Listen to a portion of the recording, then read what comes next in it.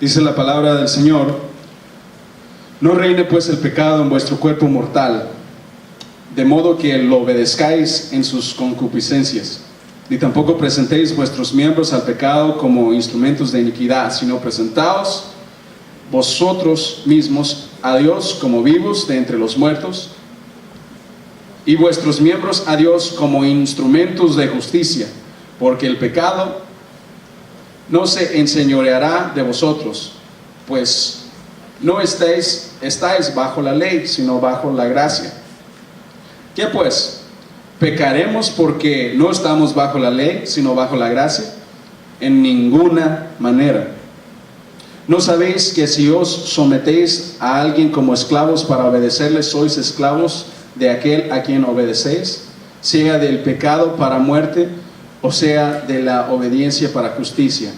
Pero gracias a Dios, que aunque erais esclavos del pecado, habéis obedecido de corazón aquella forma de doctrina a la cual fuisteis entregados, y libertados del pecado, vinisteis a ser siervos ¿de qué? La justicia. Gloria al Señor. Podemos tomemos nuestro asiento. Cuando uno estudia un pasaje, uno tiene que observar ciertas palabras que se repiten.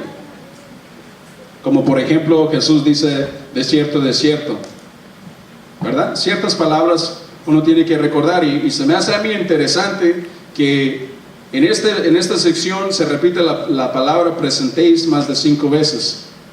Se repite en el versículo 13, versículo 16 y el 19, que no leímos el 19, pero está en la misma sección. Y lo dice más de 5 veces esta palabra, que en el griego la palabra usada es paristemi, y significa ponerse voluntariamente bajo la disponibilidad a rendirse o a ofrecerse como sacrificio. No os presentéis. Hermano Andy, ¿cómo está eso que ofrecerse como sacrificio? Bueno, esta misma palabra paristemi se usa en Romanos 12:1 y dice: así que, hermanos, os ruego.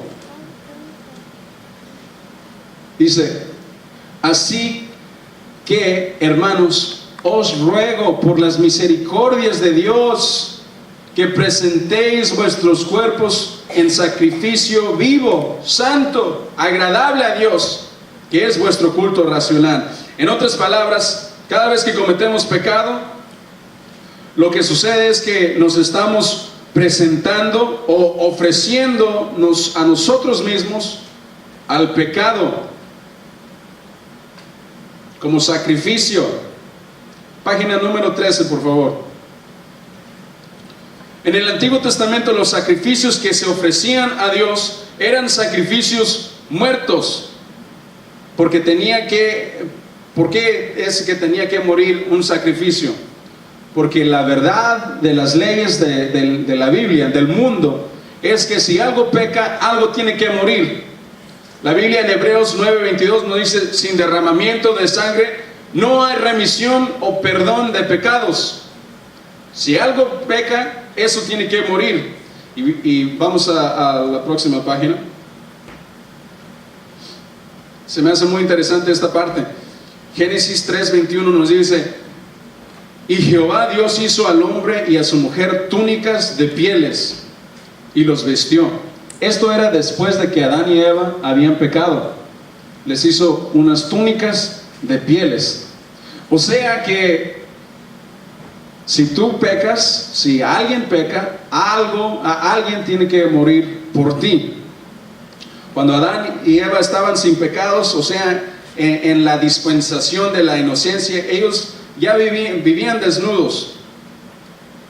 Pero en otras palabras, cuando Adán y Eva pecaron, algo tuvo que morir.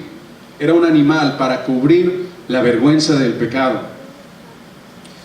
Y es por eso de la parte donde dice: y tomó túnicas de pieles. Pero como Cristo murió por todos nosotros, Murió por nuestros pecados, los pasados, los presentes y los futuros. Nosotros como cristianos nos debemos de vestir del Señor Jesucristo. Imagínate a alguien vestido del Señor Jesucristo y otra vez echándose al pecado. ¡Qué vergüenza! Por favor. Es por esto que viene la ira del Señor. Sino vestidos del Señor Jesucristo y no provéis para los deseos de la carne. Romanos 13:14. Colosenses 3:12. Vestidos pues como escogidos de Dios. Ya que tenemos las vestiduras del Señor, Él requiere que todos vivamos, ya no morimos, que todos vivamos como sacrificios vivos para el Señor. Página número 15, por favor. Desde el libro de Génesis a Apocalipsis, todas las profecías nos apuntan y nos llevan a Cristo. Mohammed se murió y está en su tumba. El Buda se murió y está en su tumba. Jesús se murió por nosotros, pero resucitó. Él está vivo, hermanos.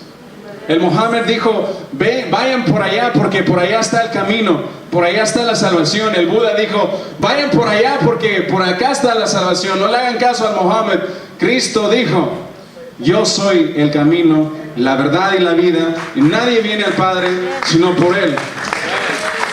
Cristo vive, Él resucitó, es el primogénito entre los muertos, para que en todo tenga preeminencia, por cuanto agradó al Padre que en Él habitase toda la plenitud de la deidad. Colosenses 1:15 al 19. Gloria a Dios, servimos al principio y al fin. Servimos al alfa, al omega, al que es, el que era, el que ha de venir, al todopoderoso. Cristo vive, Él viene pronto por su iglesia. Aleluya.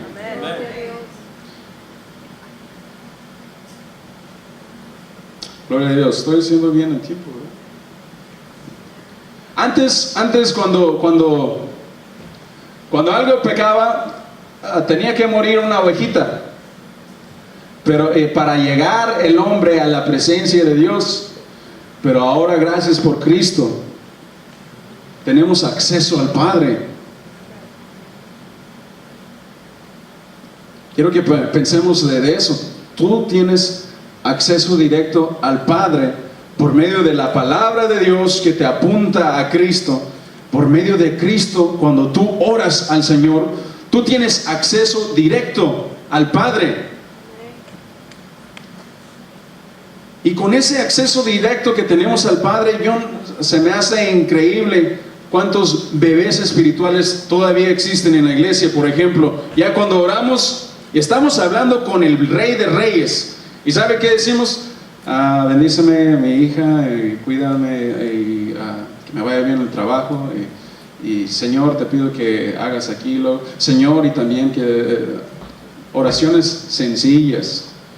Cuando en la oración uno se tiene que expresar al Señor, tiene que decirle al Señor sus sentimientos también, tiene que comunicarse con el Señor.